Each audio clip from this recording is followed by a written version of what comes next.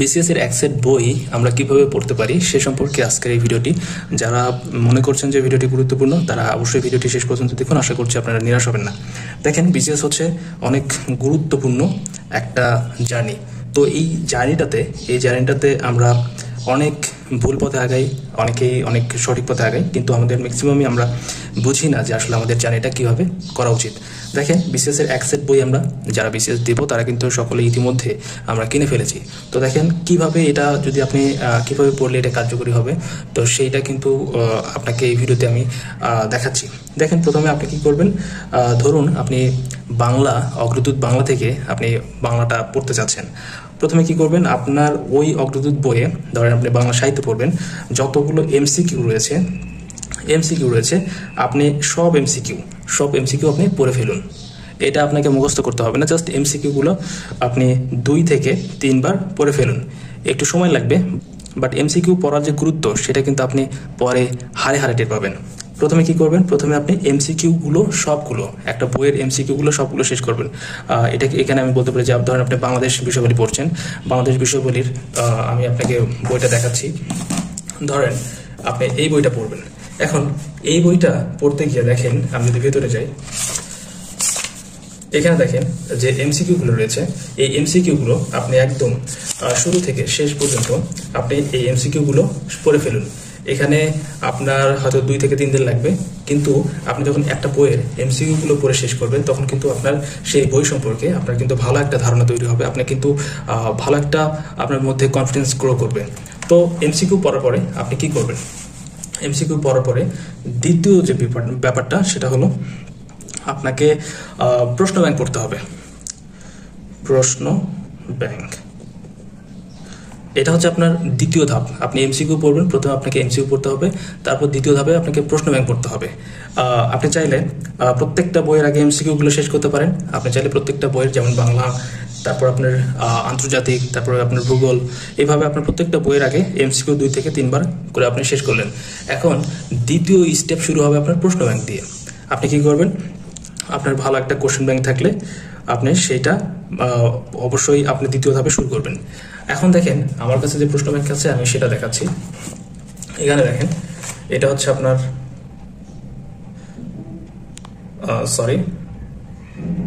এটা হচ্ছে আপনার প্রিসেপ্টরসের একটা প্রশ্ন ব্যাংক।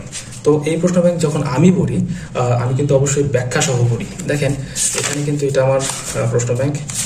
এখানে দেখেন প্রত্যেকটা প্রশ্ন আমি কিন্তু ব্যাখ্যা সহ পড়ার চেষ্টা করি।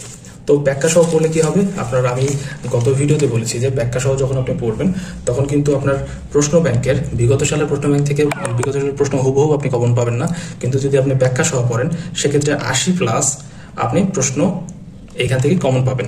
অর্থাৎ পরীক্ষার হলে আপনি প্রশ্ন ব্যাংকের যে অপশনগুলো রয়েছে সেই অপশনগুলো যদি বিশ্লেষণ করে প্রশ্ন আসে, সেক্ষেত্রে আপনি 80+ প্রশ্ন এই প্রশ্ন ব্যাংকের ব্যাখ্যা সহ পড়ার কারণেই আপনি কিন্তু পেয়ে যাচ্ছেন। তো এটা ভেরি একটা আমাদের জন্য বেনিফিট যে আমরা প্রশ্ন ব্যাংক পড়ার ফলে আমরা বিগত সালের প্রশ্নগুলো আমাদের আয়ত্তে আসছে এবং একই সাথে আমরা ভালো একটা মার্ক পরীক্ষার হলে ক্যারি করতে পারছি। তো দেখেন এই 3টা কাজ, প্রথমে এই 2টা কাজ, যে আপনাকে প্রথমে এমসিকিউগুলো শেষ করতে হবে প্রত্যেকটা বইয়ের, তারপর কি করবেন, আপনি প্রশ্ন ব্যাংক করবেন। এখন তৃতীয় নাম্বার যে ধাপ, আপনার সময় অবশ্যই আপনার হাতে থাকতে হবে। যদি আপনার সময় না থাকে সেক্ষেত্রে আপনার সেটা আলাদা ব্যাপার, কিন্তু আপনার এগুলো পড়ার পরে অবশ্যই এখানে কিন্তু আপনাকে শ্রম দিতে হবে। এখানে আমি বলবো যে হার্ডওয়ার্কের কোনো এখানে বিকল্প হতেই পারে না। হার্ডওয়ার্ক করতে হবে, আপনাকে অবশ্যই পরিশ্রম করতে হবে। প্রথমে আপনাকে কি করতে হবে, এমসিকিউ গুলো পড়বেন। আমি বারবার বলছি যে আপনাকে প্রথমে এমসিকিউ গুলো পড়বেন, প্রত্যেকটা বইয়ের আপনি এমসিকিউ পড়ে ফেলবেন, 2 থেকে 3 বার আগে আপনি পড়ে ফেলবেন। তারপরে আপনি প্রশ্ন ব্যাংক পড়বেন। প্রশ্ন ব্যাংক অবশ্যই আপনাকে কি করতে হবে, আপনাকে ব্যাখ্যা সহ পড়তে হবে। তারপর তৃতীয় নাম্বার যে ধাপটা সেটা এখানে ওইটা ইম্পর্টেন্ট, যে এখন আপনাকে এই যে আপনার বইটা, এই বইটার আপনার এখন দেখতে হবে যে খুবই ইম্পর্টেন্ট যেগুলো আমি আমার বইতে V3 দিয়ে সেভ করে রেখেছি। V3 দিয়ে আমি এখানে দাগিয়ে রেখেছি। আপনাকে যদি একটু দেখাই, যে এখানে দেখেন এটা হচ্ছে ভেরি ইম্পর্টেন্ট। অর্থাৎ এটা আমার যখন আমার প্রশ্ন ব্যাংক পড়া হবে, যখন আমার এমসিকিউ পড়া হবে, তখন তারপর যে ধাপটা এটা হলো V3, অর্থাৎ V3 যে পার্টগুলো রয়েছে, V3 পার্ট আমাকে শেষ করতে হবে। এখানে দেখেন V3, এগুলো হচ্ছে V3, যেমন বঙ্গবন্ধুর শাসনামল। এইটা কিন্তু যদিও এই বছর বঙ্গবন্ধুর শাসনামল থেকে প্রশ্ন না আসার বেশিরভাগ সম্ভাবনা রয়েছে, কারণ আমরা জানি যে একটা ক্ষমতার রদবদল হয়েছে, তো সেক্ষেত্রে হয়তো নাও দিতে পারে। কিন্তু আমি আপনাকে অন্যটা দেখাই, তাহলে আপনার সুবিধা হবে।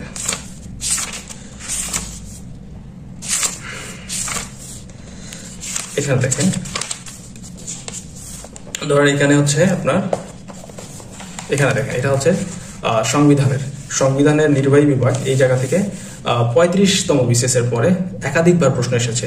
যখন আমি 35তম বিসিএস এর পর কোনো একটা টপিকে একাধিকবার প্রশ্ন দেখেছি, সেটাকে আমি V3 অন্তর্ভুক্ত করেছি। আপনাদের মাথায় এটা রাখতে হবে, 35-এর পর যখন কোনো একটা বিসিএস এ একাধিকবার সেই টপিক থেকে প্রশ্ন হয়েছে, তখন সেটা কিন্তু গুরুত্বপূর্ণ টপিক, অর্থাৎ সেই টপিক থেকে যারা প্রশ্ন করেন তারা বারবারই প্রশ্ন করছেন। তো এই আপনার ভিত্তিতে আমি কিন্তু এখানে এটাকে V3 করেছি। তো এরপরে আপনাকে V3 যখন আপনি শেষ করবেন, এই V3 শেষ করার পরে আমি কি করেছি, V2.5 নামে আরেকটা পার্ট করেছি। এই V2.5টা কি, এটা হলো 35-এর পর, অর্থাৎ 35তম বিসিএস এর পরে এখান থেকে একাধিকবার প্রশ্ন হয়নি, কিন্তু এখান থেকে প্রশ্ন একবার হয়েছে। ওকে, এটা আমি রিপিট করছি, 35তম বিসিএস এর পর এখান থেকে, অর্থাৎ V2.5 থেকে একাধিকবার প্রশ্ন হয়নি, কিন্তু একবার প্রশ্ন হয়েছে, সেটাকে আমি V2.5 এর অন্তর্ভুক্ত করেছি। আগে কি করবেন, প্রত্যেকটা বই থেকে আপনারা V3 গুলা, যেগুলো খুবই ইম্পর্টেন্ট, সেগুলো আপনারা পড়ে ফেলবেন, রিডিং পড়ে ফেলবেন। কি পড়বেন? রিডিং পড়বেন। এখানে আপনার মুখস্থ করার কোনো প্রয়োজন নেই। আপনি যখন 2-3 বার রিডিং পড়বেন এই V3 গুলা, তখন কিন্তু এটা অটোমেটিক আপনার কিন্তু আয়ত্তে চলে আসবে। আর যেহেতু আপনি MCQ পড়েছেন, সেক্ষেত্রে এটা আপনাকে আরো বেশি হেল্প করবে। তো দেখেন, আপনি V3 শেষ করার পরে আপনি V2.5 পড়লেন। আমার বই থেকে আপনাকে দেখাচ্ছি, এখানে দেখেন, এটা হচ্ছে V2.5 গণতন্ত্রের পুনঃযাত্রা। এখানে দেখেন, এখানে আমি যদি আপনাকে প্রশ্নই দেখাই, এই পার্ট থেকে 41তম বিসিএস এ, অর্থাৎ 35-এর পরে একটা প্রশ্ন এখান থেকে এসেছে। তো যার কারণে কিন্তু এখানে আমি এটাকে V2.5 এর অন্তর্ভুক্ত করেছি। তো আপনারাও যখন আপনাদের বইটাকে অ্যানালাইসিস করবেন, তখন এটা আপনারা করবেন যে কোনটা খুবই ইম্পর্টেন্ট। এটা আপনার ক্ষেত্রে হয়তো বা আপনার মতো করে আপনি V2.5, V3 এটা আপনি করবেন। এটা আমার ক্ষেত্রে প্রযোজ্য যে আমি এইরকম করে আমার বইটাকে সাজিয়েছি, যাতে করে আমার কোনো একটা টপিক ভালোভাবে আগে শেষ করা যায়, কোনো একটা টপিক যেটা কম গুরুত্বপূর্ণ সেটা পরে শেষ করা যায়। তো এইভাবে যখন আপনি অ্যানালাইসিস করবেন, তখন কিন্তু আপনাদের কাছে জিনিসটা ইজি হয়ে যাবে। তো এইভাবে আপনাকে আপনার বইটাকে সাজাতে হবে। সেটা হতে পারে খুবই গুরুত্বপূর্ণ, ভেরি ভেরি ইম্পর্টেন্ট, তারপরে V2.5 যেটা ভেরি ভেরি ইম্পর্টেন্টের পর একটু গুরুত্বপূর্ণ, তারপরে আপনাকে সাজাতে হবে এমন করে যে V2, অর্থাৎ 35-এর পরে আর কোনো প্রশ্ন আসেনি এই পার্ট থেকে, কিন্তু 35তম বিসিএস এর পূর্বে এই পার্ট থেকে প্রশ্ন এসেছে। এইটা হচ্ছে আপনার যে গুরুত্বের সিরিয়াল, সেখানে আপনার এটা হচ্ছে আছে 3য় নম্বরে, 3য় নম্বরে হচ্ছে V2। এটা আপনার ক্ষেত্রে আপনি আপনার মতো করে সাজাতে পারেন, যেটা 35-এর আগে প্রশ্ন এসেছে, কিন্তু 35তম বিসিএস এর পরে প্রশ্নকর্তারা সেখান থেকে আর প্রশ্ন করেনি, সেটা কিন্তু হচ্ছে V2। ওকে, সেটা হচ্ছে V2। তো তাহলে কি করবেন, এই 3টা কাজ আপনারা করবেন। যে প্রথমে আপনাকে আপনার বইয়ের MCQ গুলা, অর্থাৎ আপনার যে 10টা সাবজেক্ট রয়েছে, সেই 10টা সাবজেক্টের যদি আমি যদি আপনাকে এখানে এখানে যদি ইংলিশ এবং ম্যাথ, এই দুইটা যদি বাদ দিয়ে, কারণ এই দুইটা কিন্তু আপনার ওইভাবে MCQ বা ওইভাবে ম্যাথের কিন্তু MCQ পড়ে আপনি কিন্তু আগা ভালো করতে পারবেন না।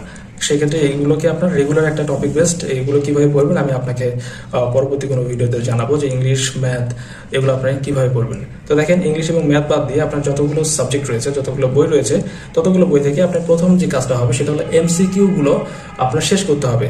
আমি আপনাকে দেখিয়েছি যে MCQ গুলো দেখেন, এখানে রয়েছে, এখানে হচ্ছে MCQ, এই যে বইয়ের MCQ, এই MCQ গুলো আপনাকে তো শেষ করতে হবে। এই MCQ গুলো আপনি শেষ করবেন যখন, তারপরে আপনার হচ্ছে পার্ট হচ্ছে প্রশ্ন ব্যাংক পড়া। প্রশ্ন ব্যাংকটা আপনার অবশ্যই ব্যাখ্যা সহ পড়তে হবে। এটা আমি বারবারই বলেছি, প্রশ্ন ব্যাংক ব্যাখ্যা সহ কেন বলবেন সেটাও আপনাকে বলেছি, যে এখানে 80+ অর্থাৎ 90-এর মতো অনেক ক্ষেত্রে এখান থেকে প্রশ্ন এসে থাকে। তারপরে কি করবেন, আপনার যে বই রয়েছে সেই বইয়ের গুরুত্বপূর্ণ পার্টগুলো আগে শেষ করবেন। ওকে, আপনার প্রশ্ন ব্যাংক, আপনার MCQ পড়া হলো, প্রশ্ন ব্যাংক পড়া হলো, তারপর আপনার কাজ হবে আপনার বইয়ের গুরুত্বপূর্ণ পার্টগুলো আপনার রিডিং পড়া। এখানে কি করবেন, আপনি রিডিং করবেন, বইয়ের গুরুত্বপূর্ণ পার্টগুলো কি করবেন, রিডিং করবেন। তারপর কি করবেন, আপনাকে অবশ্যই এটাকে সিরিয়াল করতে হবে যে কোনটা বেশি গুরুত্বপূর্ণ কোনটা কম গুরুত্বপূর্ণ, সেইটা করে আপনাকে নিজের মতো করে সাজাতে হবে। আমি আমার মতো সাজিয়েছি, আপনি আপনার মতো করে সাজাবেন। যদি আমারটা পছন্দ হয় সেক্ষেত্রে আপনি আমারটা ফলো করতে পারেন। তো এইভাবে আপনাকে ধাপে ধাপে আপনাকে শেষ করতে হবে।